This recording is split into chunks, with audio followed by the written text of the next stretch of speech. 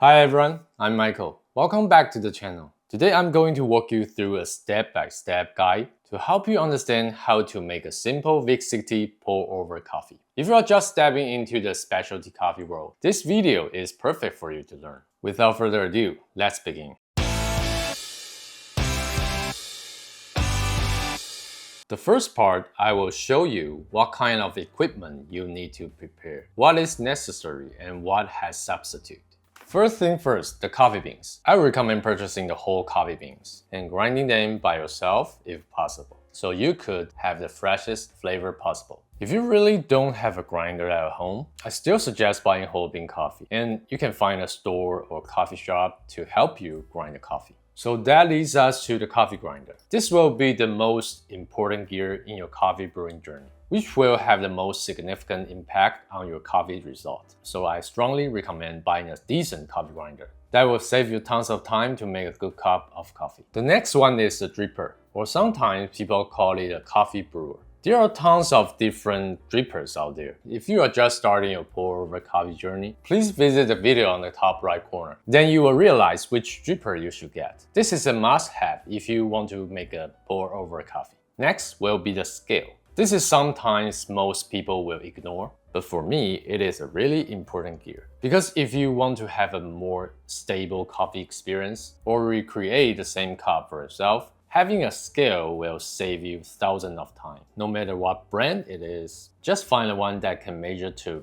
0.1 grams. Then that is fine. Next is the kettle. If you have the budget to get one with the temperature control, that would be best. But if not, it is okay to just have a normal electric kettle to boil the water, and normally just wait for like 1 to 3 minutes after the water boils. Then the water should be fine to brew the coffee. But if you want to be more accurate, you can get a little thermometer like this to achieve that. However, besides the temperature factor, the pouring process is something that should be considered. Getting a gooseneck kettle could help you a lot in controlling the water flow and having a more stable water spout. I know there are other kinds of kettle you could try, but for me, the gooseneck kettle is the easiest one to practice and improve with. The last one will be the filter paper. Some drippers like metal drippers might not need a filter paper, but most drippers do need this to filter the coffee. Finally, after we have prepared all the gear, let's move on to the next important thing I would like to talk about, the variables that might affect the coffee results and what we should pay attention to. These include grind size, water temperature, brewing time, ratio, and water quality. The most important factor will be the coffee grind size. I assume you already have a good quality and fresh coffee beans. And the next step is to grind the coffee. The first thing is to have evenly ground coffee grounds. But how could we possibly do that? Some people will use a coffee sieve to get rid of some coffee grounds which are too fine. But to be honest, if you could just use a decent grinder, you don't need to worry about it too much.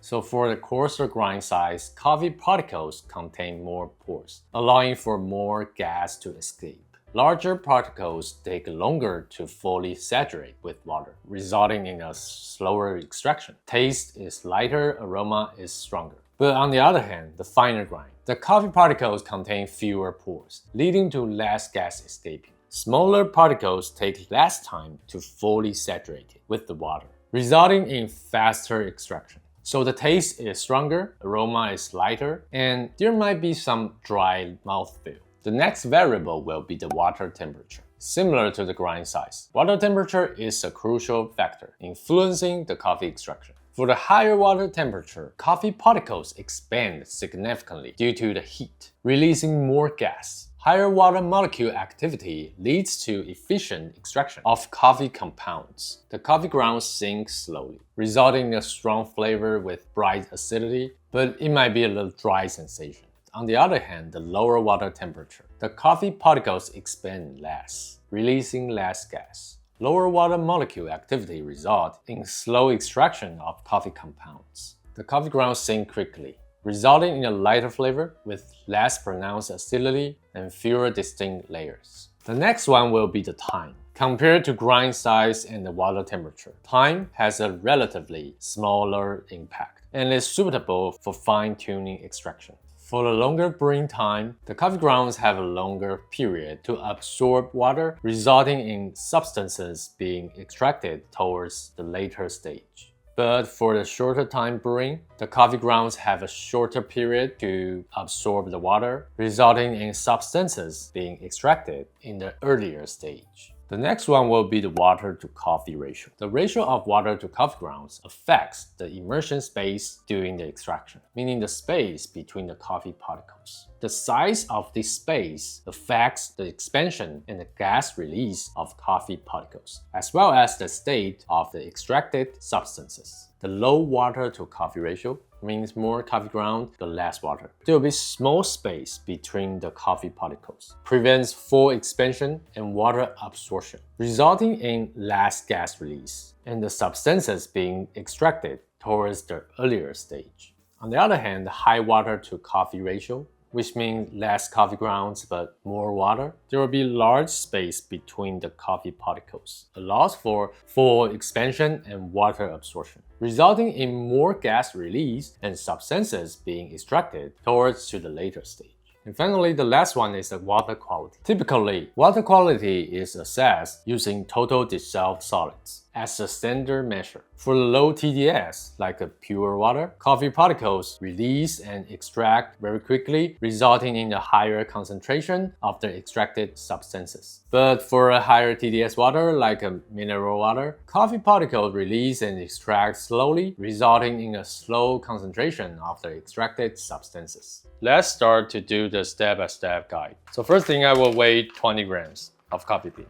Like I said, I always use the whole beans coffee to make sure it is the freshness. And this is kind of light roast coffee. And if you have a grinder, manual grinder or electric grinder, it's okay. And I'm going to use my electric grinder. This is grind size for me using every daily basis. This is a server, but you can have any kind of cup, no matter what cup it is. Any cup is fine.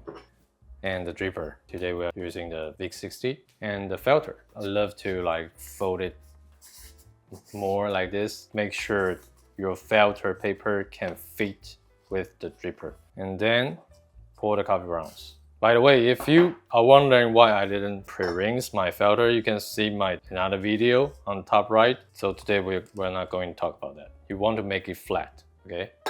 Because I'm using the water control kettle, so I didn't need a thermometer. So I will separate the water into 5 stages. Every stages will have only 6 milliliters of water. So for the first pour, I will do some brewing in the middle and try start the motion.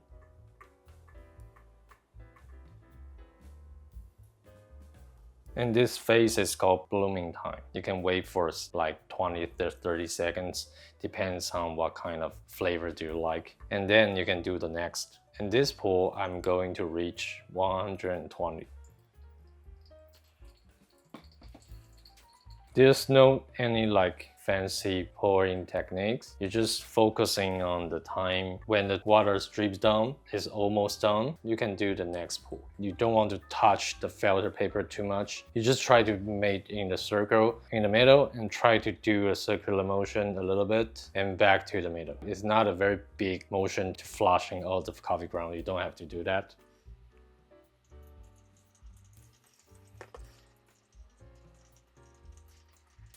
So this is called a 6-4 method, which is very easy for the beginners to learn and to practice and to improve. So eventually you will reach the 300 milliliters of water and hopefully will finish before 3 minutes. You don't have to wait all the water drips down because the last part, the final stage of the extraction, might be a little bit more bitterness taste. So that's all.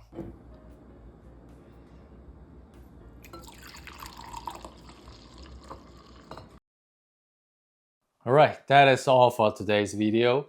If you find this video is helpful, please hit the like button below and subscribe to this channel. I will provide more coffee related content in the future. Thank you for being here. See you around. Happy brewing!